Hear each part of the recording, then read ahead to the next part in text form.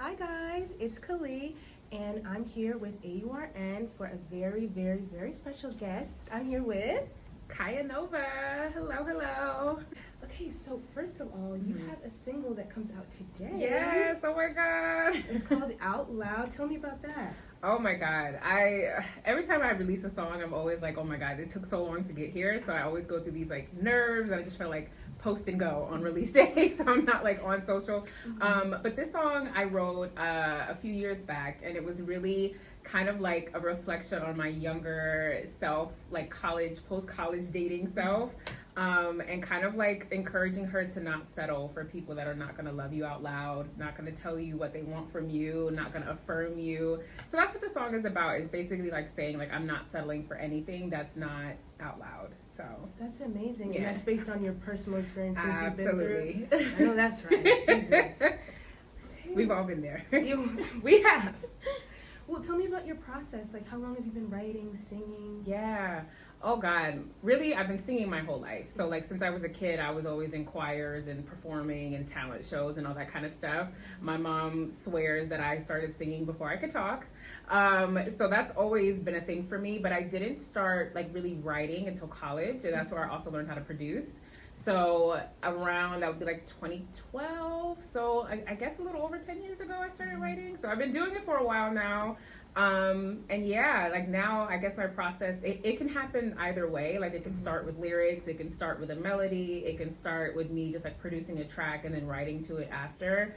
I try to stay open to however the song finds me, because it literally is not the same every time. But however it comes, I just, embrace it and try to get it down as quick as I can before I forget it. That's perfect. I love that. Are you independent? I am. Well, now you have to tell me about that, because I know as an independent artist, it can be a lot. Are you funding your own things? I am. Tell me about that. This is all my wallet paying for stuff. Yeah, I guess like it was just really important for me to like own every step of my journey. And don't get me wrong, I've been approached by people and managers and all this stuff in the past, and I always said to myself, I think it's important for me to establish who I am as an artist on my own. Like I really wanted that to be clear. And then if, the time comes where I sign with someone, it's because they've seen who I am already, not because I'm like, so fresh and moldable that they can make me sound like anything they want me to sound like. So that was really important to me to like, and I didn't care how long it took. I was like, until we've established like this is what Kaya Nova sounds like. She's neo soul. She's this kind of R&B. Like I needed that to be clear. So yeah, being independent just naturally was just what happened with that. And it's probably what made the most sense for you. 100%. I also studied music, so I have my bachelor's in music from Spelman and then a master's from Berkeley of College of Music. And being at Berkeley specifically, we like talk about the industry all the time. So you know the ins and outs, you kind of know the different deals you'll get from a label. So I was also really just empowered by the education I had with music. So I also didn't feel like rushed to get into the industry, because I kind of already knew what that was going to be like. So yeah, stayed indie. Okay, I love that. I know you talked about the type of artist you wanted to be. Yeah. Tell me about that. Like, how did that process come for you? What did you feel like you really wanted? I know there's so many things an artist can be. Yes. But a lot of people will tell you that you have to hone in on one specific niche or be one thing. How do you feel about that? I think more than like honing a niche or trying to be one thing, you should really understand like what it is that you like about the music you're creating and the music that inspires you. So I honestly like took time and I did like almost like a listening experiment where I was like listening back to all of my favorite songs. I was listening to any new music that came out, and I was listening to each song and I'm like, what is it about this song that like I'm obsessed with? What are the parts that like get me as soon as it comes on? And it was always the drums and the bass. Like every time I had made a list of the songs and I was like, okay, there's some recurring things happening. And the drums and the bass like helped me understand that I'm actually a neo soul artist, because before I was like, I just want to be like Beyonce. I think everybody wants to be like Beyonce. Really? But after doing that experiment, I was like, oh wait, but I like drums that sound like this. Like I like bass lines that go like this, and that's neo soul. So I was like, oh, okay. So I think artists really need to take the time to like listen to the greats, listen to what's already out there to really understand like what made you want to do music in the first place versus like just trying to be like what everyone else is doing right now. I love that. That makes a lot of sense. Yeah, it's a nerdy answer, but No, it's perfect. That's perfect. Yeah. Okay. How do you feel about the current state of the industry? I know there's a lot going on with streamings and everything, especially I feel like people always talk about making TikTok music and things like that. What do you think? Oh, wow. That's a big question. Well, one, I think like we really need to get back to creativity being the focus of all of this. I think that's been a little lost in the sauce because everyone's worried about marketing and more industry than music. I think what's being created right now is still a valid form of music. Like, I think it still connects with people. Some of it I like it's not all bad just because it's new. But I do think artists specifically need to feel inspired that they can truly make the music that they want to make without worrying about, is this gonna go viral? Like, am I gonna get signed? Is this gonna be a hit? Like, I think you have to go through the beginning stages of just making the stuff you really, really like, and then allowing your audience to naturally find you. But I do feel like right now, because of social media and everything else, it is hard to hear your own voice in the mix of all of that. But I truly understand why artists go 100% in the direction of like, I'm just gonna do what sells, like, you know, because it makes sense and I have compassion for that. But I do also like really want artists to like just kind of really hone into like what you want to sound like and what you want to be, because when you're an underdog you can do whatever you want to do. Like, you don't have no label saying like we need our money back. Like, you don't have no one, no fans, no stands that are like, where's the music? Like, you have so much freedom to just be whoever you want. So like really take advantage of that time, and just like make sure that you're like 100% sure on what you want to be. Then everything else, the craziness, like that's always going to be there. But I think once you're like clear on your authenticity as an artist, everything else just kind of like can roll off your back. It flows. Yeah, you'll dabble in what you need to dabble in, but you'll leave other things alone because you're already assured of yourself. So, yeah.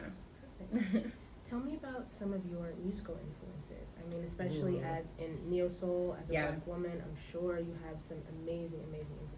Yeah, it's funny because I grew up, my mom played a lot of neo soul, but when I was a kid, like, again, I was Destiny's Child, 3LW, B2K. Like, I was like not trying to give my mom's music taste like any credit. But like around that era was when Music Soul Child's first album came out, Alicia Keys' first album came out. She would play a lot of Jill Scott, a lot of Erykah Badu, but she would also play a lot of like classic R&B, so like Anita Baker, Ray Charles, Aretha Franklin, all of that stuff I grew up just like hearing on a normal basis. And then I also had influences from my dad. He was also like, he would expose me to a bit more like hip hop, but he also really loved R&B and new artists as well. So all of that just kind of like rubbed off on me. And I grew up like really idolizing, of course, Whitney, Michael Jackson, Beyonce. Again, you know, I'm gonna say her name a lot. Beyonce. Vocally, as I got older and like was studying, I started to really like Gladys Knight, Barbra Streisand, Celine Dion. Love Celine Dion down. As for like vocalists, I always felt like those were the women that could like stand on a stage and not do anything and just sing, and everyone is like, oh. So I always like admired that. And then I'm also really inspired by kind of like the hip hop sound of the 90s. And I feel like an artist that like blended R&B and hip hop so well was Mary J. Blige. And like as I get more into my neo soul and like adding like the grittiness of it, of like a J Dilla sound, like I feel like Mary did that so well. So she's like recently become someone, I've always loved her, but like recently I've been like, Mary really had it like back in the day. So I really love her. And then like some newer artists are definitely going to be Ari Lennox, Cleo Sol, Jasmine Sullivan. Yeah, just my girls that are like really vulnerable and singing with their music. But yeah, the favorites is always hard for me. I listen to so much all the time, but all of it inspires what I do. Yeah, I love that. You have some amazing influences. Yeah. It sounds like that sounds amazing. Yeah. Okay, well, I have a little bit of a fun question for you. Okay. What are your favorite lyrics that you've ever written? Oh my gosh. Wow. Okay, so I will say the last song that I released before this one called High. That's my favorite, by the way. Oh, yeah. It's really simple, honestly. Like, it's not even like a profound lyric, but there's a part where it's like, we can make love, we can make jokes.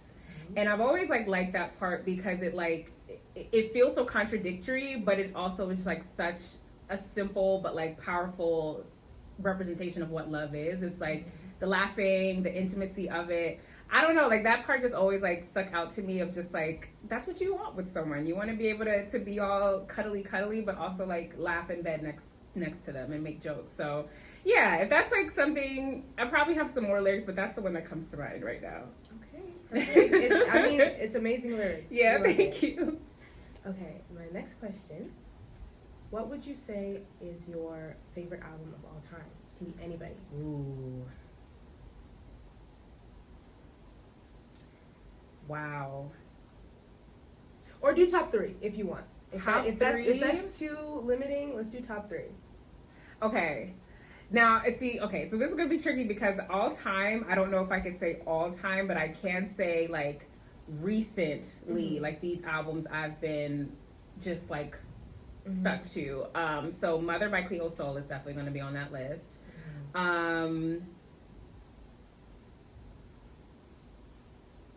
I'm gonna give it to B. Again, I said I'm gonna say her a lot. Renaissance, I feel like was like her best project in my eyes, and I've been a fan of her forever. But I just felt like Renaissance was the one that I was like, yeah, that was the one, girl. But every album it feels like that with her. But Renaissance really just like had me looking at her in a different way, which I really admired. And then let me think of an old school album. Honestly, like, I think Musiq Soulchild's debut album, like, again, I grew up listening to it and not even understanding who he was as an artist yet because that was, like, his debut. Right. But there are so many amazing songs on there. Merry Go Round is, like, one of my favorite songs ever, and specifically on that album, but also ever. And I just love the way that it just feels so easy on that album. So that's one I go to frequently when I want to just, like, fully dive into my neo-soul sounds and all of that. But there's many, many more that I'm missing, but those three are the ones that are coming to mind right now. Perfect. I love those. Those are good choices. It's a good choice. Renaissance. Oh my God. Love it. Yeah. Okay, last question. In addition to being an amazing artist, writer, producer, you also founded your own magazine. I did. Which is a place for Black women to grow and feel themselves be heard. I want to know what that's like juggling these two amazing things that require a lot of your attention. Yeah. It's hard. I'm not going to lie. I don't always get the balance correct. One thing I will say is when I first started Grown, I thought I was like doing something wrong. Like I didn't at the time see how it could connect to me being an artist. So it felt like something that I was like, I don't want to say ashamed of, but like hiding from like my personal brand. I just wanted to be Kaya Nova, and Grown was like this thing on the side, but then it just kept getting so big that I was like, oh, okay, like this is something serious. And then I really had to like think about multi-hyphenate creatives that have been doing it before me and are doing it now, and how they embrace all of the different things that they do. And that's kind of helped me find balance, because honestly, music and media are so connected. And I see that now, and I've honestly gotten to feature some amazing artists on Grown, which that makes me happy. So it's tough. I'm not gonna lie. It's very, very tough. But it also feels like I have like one art that is a bit more focused on me, which is being an artist. And then another one that's like, it allows me to be more selfless and not think about myself so much.